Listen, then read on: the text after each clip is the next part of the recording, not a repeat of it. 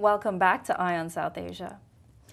Let's continue with our story. Yeah, I was telling you about this kid actually, Surya Makkat. He's 12 years old, a 7th grader from Florence M. Gardner Middle School in Springfield.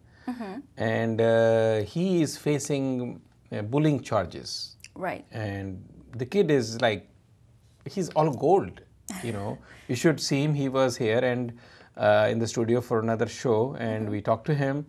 And he actually went to meet Governor Chris Christie and presented his case. And Christie clearly said, no, it's not bullying. You know, he's scared. He says he could not sleep for some time. He is scared to go back to school. And if you really think, where is the bullying? I was like lost when he was telling me the case. I said, what did you really do? But here is a clear case of discrimination. And the way it was handled, let's say even if it was right, the contention here is that you must inform the parents. You must bring the parents into the school, have the kids sit with the parents, explain to them what transpired, and if he is being made to sign something or agree to something, they should be present. He's at 12 years old. You're kind of blackmailing a kid, not acceptable. I'm sure the administration will look into it, and I'm sure they'll take good steps so that this type of situation is dissolved. Right. And you know, Bhavna, if you really look at it, that Indians in America have a median income of more than $65,000, while an average median income in America for Americans is about $50,000, and half of those 25 and older hold college degrees and almost double the national average. So education is such a big thing for India, or if I may say Southeast Asians. Yes. And if this kind of discrimination continues, it's not going to be good for us. We need to build the country through a promising future, and that future can be promising only if you have right education and the right people staking the claim for the education. Yeah, exactly. Good story. Again, next one, we have our own Preet Bharara. He is the United States Attorney in Southern District. He's in obviously New York. He is on the cover of New York, the Time magazine this time, and they also call him as Sheriff of Wall Street for prosecuting people who are into insider trading. And you know, Preet is only hardly 43 years old. He lives in New Jersey, of course, and he graduated from a prestigious college like Harvard. Look, Harvard created such a fantastic student only if they got him admitted first. Right. Here is a classic individual who is out, I think it's like a mission for him. He's out to clean Wall Street from insider trading. And in that, he is gone after people. We talked about Raj Ratnam, and he's after Rajat Gupta, who is one of the luminaries from the community, but for whatever is alleged, he is not sparing anybody. So it's good for us that he is on the cover of Time magazine, and that too for very great work, you know. And this is just the beginning. Yeah, Wall Street needs to watch out. I'm sure this guy has a long future. He'll do extraordinarily well, and he has the courage to take this kind of people up. Definitely. So, Bhavana, moving on to the next story, our own favorite, Starbucks. I'm sure you're feeling like having the coffee frappuccino. Yes, and that too. If you wanted to go ahead on a trip to India, pretty soon you might be able to have the same there too. Yep, and they have tied up with Tata, and they are launching a series of such stores which will be called actually a Starbucks Coffee, a Tata Alliance, and they have done a 50-50 joint venture with Tata Coffee Limited. You know, ideally Starbucks could have gone all alone. They don't need to get a partner, because if it's a single brand, then foreign direct investment can be 100% in India. Right, India allows But here they partnered with the one of the most prestigious houses, in this case Tata Coffee Limited, and their focus initially will be, I think, Delhi and Bombay, which are metropolitan cities, and their product will have a tremendous demand. So you will have people getting the Frappuccino coffee, and also Tata will be introducing their popular items like Tazo tea and Himalaya drinking water with the same name. So next time you are in India, I'm sure you're looking for your continued cup of Starbucks coffee. Definitely, and it will also be interesting to see how that affects the more local markets like Coffee Day, Cafe Coffee Day, which is quite popular there. With 120 crore, 1.2 billion people and growing into 1.5 soon, Yes. you are not going anywhere with anything. You have enough users. If you have the right product, if you present it well, if it's priced right, everybody has a scope to do there. Right. Moving on, our own Ashok Gadgil is scientist. He's at the Department of Energy's Lawrence Berkeley National Laboratory. He has been given the Zayed Future Energy Prizes Lifetime Achievement Award. And it's a very prestigious award, and it recognizes and rewards the innovation and leadership and long-term vision in renewable energy and sustainability. This is one area where every country is focused, and they are interested to conserve the resources and find alternate ways to create energy. Definitely. And Mr. Gadgil, his recognition was for his sustainable humanitarian work, specifically in Darfur, and he was working on cooking stoves and making them more energy efficient. And in the end, they would have less need for firewood, cutting that down. Yes, that is the case. 50 or so percent. Exactly. So that's great. On the technology front, this year, 2012, June 2012, Hyderabad, the capital of India's Silicon State, Andhra Pradesh, is looking for hosting what is to be called Global IT Summit. And their minister, who is an ex-Oklahoma student from late 60s, has made this announcement. And he said, Andhra Pradesh, which exports almost 9 billion of software globally, and 60% of that comes to US, is big thing. And there are almost 100,000 Indian students in universities in America. So he's very proud to host this kind of IT summit in Hyderabad, and it will be the right place because he thinks we have the roads, we have the airport connectivity, we have the talent availability. The main idea here is to continue to keep Andhra Pradesh in the focus for when it comes to IT world. Then it should be the India's leader. And he mentions that out of every 3 software professionals in America today, 1 is an Indian. And out of every 3 software professionals from India, 1 is from Andhra Pradesh. Wow. What a growth. What a growth. That's, yeah, absolutely. It's excellent. And on the same note, talking of Hyderabad, on another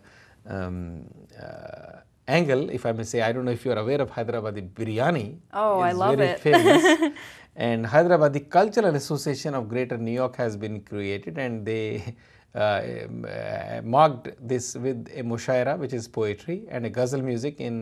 Of course, your Hyderabadi food was served, and they elected their first president, Hussain Bukhari. He is a pilot and owner of a printing and marketing Sir Speedy Plainview in Plainview. And it will be interesting to see a Hyderabadi biryani tying up with the Hyderabadi IT professionals. Oh, that would be great. Some bad news for what we were just talking about from Preet Bharara's office. They continue to investigate, and they have brought up more charges against Rajat Gupta, whose trial goes in April. And prosecutors have claimed that the leakage of the classified information for which Mr. Gupta has been booked from Goldman Sachs was not actually 2008, but it started as early as 2007 March. So, which is again going to be a more problem for Rajat. And they say that the number of times he provided the tips to Rajaratnam, who is already serving, was not 2, but rather 4 times. Right. But Gupta's attorney, Gary Naftali, says baseless, totally baseless. This is his 2 favorite words. He said they are all... They've been saying this quite a bit. He says this is based on only circumstantial evidence, but there are no facts. There is no way they can be proved. So who knows what will come out of it. And we at ION South Asia and our other media platforms have been constantly reporting what is going out there. We have not really made any judgment about it. Right. And by the same token, Gupta's friends who are in the community, lots of friends and very high positions, many of them are CEOs, have opened a website which is where people can post their views. They're not talking against or for the case.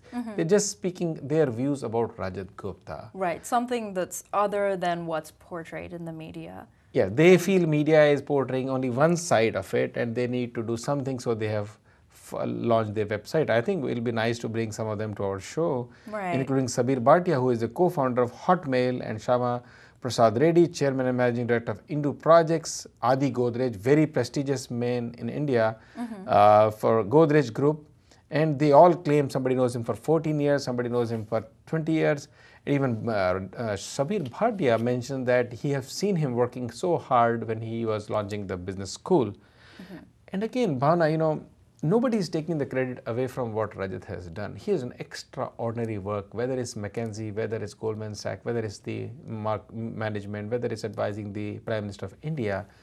The issue here is, has he leaked classified information to Rajaratnam and benefited from it? Right. So that is a very difficult thing, and we leave it to the law to figure it out, and hopefully, and we wish that it comes out that he is not involved.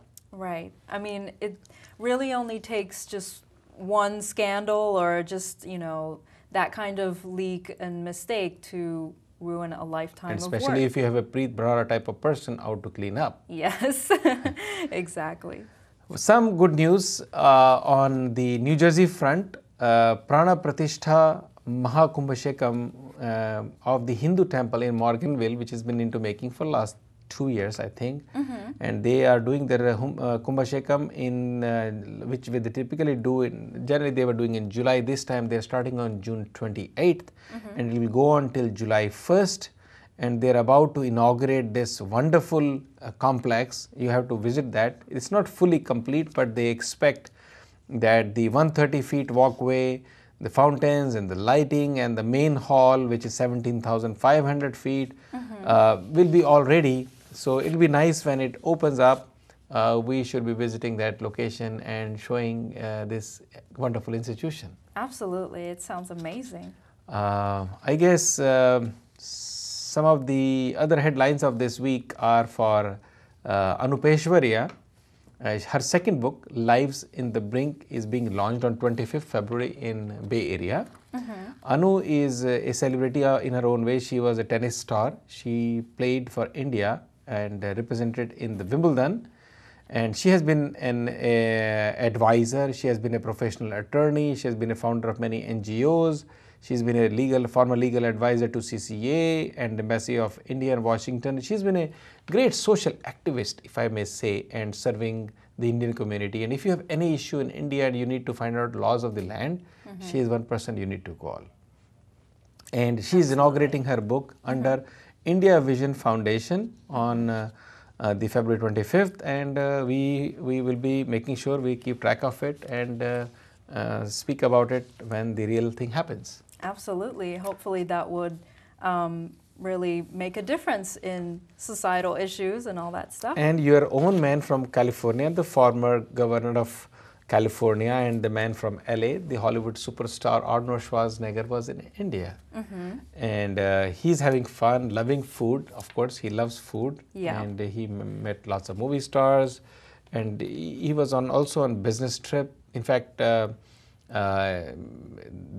he was asked that will he be open to doing a movie in India. He said, look, I'm open and you are a great country, and if I get the right offer and the right opportunity, I'll be open to do a movie in India. There are so many opportunities for crossover artists these days in Bollywood. So. Yep. And lastly, we have the cricket, which is happening in Australia right now. The whole action, as we mentioned earlier, India has done very badly in the India-Australia Twin Series, but now the T20 India level 1-1, and now the Tri-Series is happening between Sri Lanka, India and Australia. And India lost one game to Australia, and the second game day before yesterday they won with Sri Lanka. So it's going to be a very interesting series because three teams are very evenly poised. And India, since they've done badly in the Test match series, but India is known to be the kings of ODI under the leadership of Mahendra Singh Dhoni, and they just won the 2011 World Cup. So we are hoping they will do better. And it would be quite a test for him to see if they can win more games, or, you know, if they're gonna go on a losing streak, you know. And it's usually the captain that's always held accountable. Well, they are going after the captain, but most of the captains, ex-captains of India, Pakistan, other countries have been standing by him, and they say he's a good leader. At this time, he is the best leader, and he has done very well for India, except for last two series, England and Australia. So we cannot crucify him, and we really don't have any options available. Exactly. On the same note, before we close the day, Bhavna, we have sad news, but we hope all comes out well. The man who made India win the T20 and the ODIs, Yuvraj Singh, has been detected with the lung cancer, and he is being treated here in US. And the doctors have said it is just a matter of time, he'll be fine. And he should be back as early as they say May, because he's going through chemotherapy, but I'm not sure if it will be possible for him to come back in May. But the most important part is this kid has served India so well. He almost single-handedly, as a homage, as a tribute to his idol Sachin Tendulkar, won ODI World Cup in India single-handedly. And you could see him vomiting, you could see him going short of breath, but now it comes out it was all because he had this cancerous growth in his stomach. And it was, you know, interrupting his capabilities. But we hope all goes well. Our best wishes from Eye on South Asia, from all of us, our team, and Crossings TV network and Cinema Media is with him. Absolutely. And we'll be following his story. And hopefully he'll be able to come back. Oh, sure, he will. With great health, back to India and play again. Yeah. All right. That is all the time that we have for today on Eye on South Asia. Keep watching us week after week. Also, check us out on YouTube. The channel name is Eye on South Asia.